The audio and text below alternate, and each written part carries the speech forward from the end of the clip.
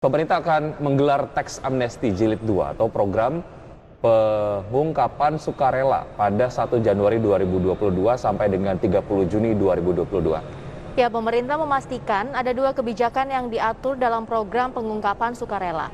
Tarif pajak penghasilan yang dibanderol pun juga berbeda-beda.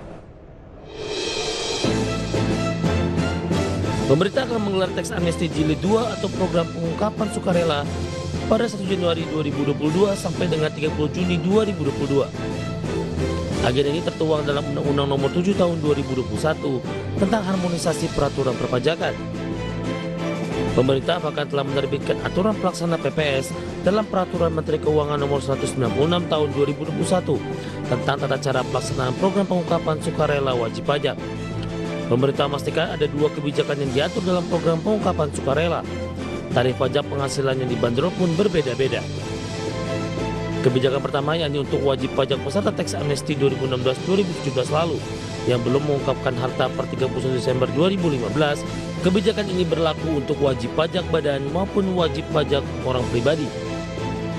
Tarif yang ditawarkan pemerintah yakni 11% untuk harta deklarasi luar negeri, 8% atas harta di luar negeri repatriasi dan harta deklarasi dalam negeri, dan 6% untuk harta di luar negeri repatriasi dan harta deklarasi dalam negeri yang diinvestasikan dalam surat berharga negara, hilirisasi sumber daya alam, dan renewable energy.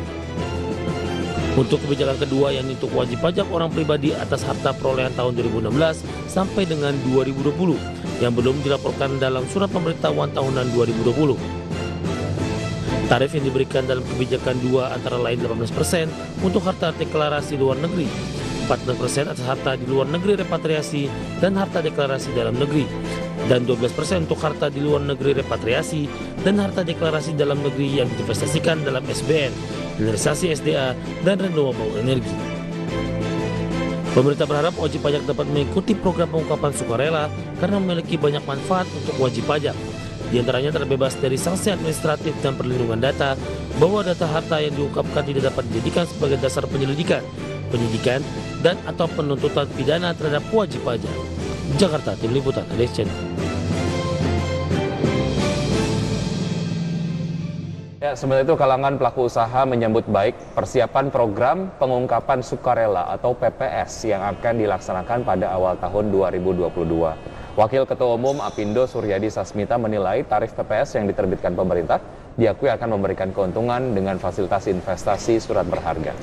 Ya, Suryadi mengajak para pengusaha lainnya untuk ikut program pengungkapan sukarela atau PPS pada awal tahun depan. PPS kali ini diyakini akan menjadi kesempatan terakhir bagi wajib pajak untuk patuh akan kewajibannya. Suryadi menyebut tarif pajak penghasilan final yang disyaratkan dalam PPS tergolong murah. Tarif tertinggi 18% dan terendah 6%, menjadi tarif yang masih terjangkau. Fasilitas surat berharga di dalam negeri diakui menjadi penentu sebab dengan pengungkapan dan pembelian surat berharga dalam PPS wajib pajak akan mampu menutupi biaya tarif yang akan dikeluarkan dari kupon bon PPS, sehingga ada sisi keuntungan yang didapat pemerintah maupun pengusaha. Kalau itu cuma 6% masuk ke bon, itu siapa yang bayar sih? Yang bayar itu bukan kita, pemerintah. Kenapa pemerintah? Kita bayar 6%, taruh di bon dapat 6,7%. Setahun kemudian kuponnya bayarlah ke PPS ini. Yang bayar siapa? Kan pemerintah. Tapi duit kita dari gelap ke terang. Itu ambil mindsetnya. Jangan pikir 6% mahal. 12% ya juga murah.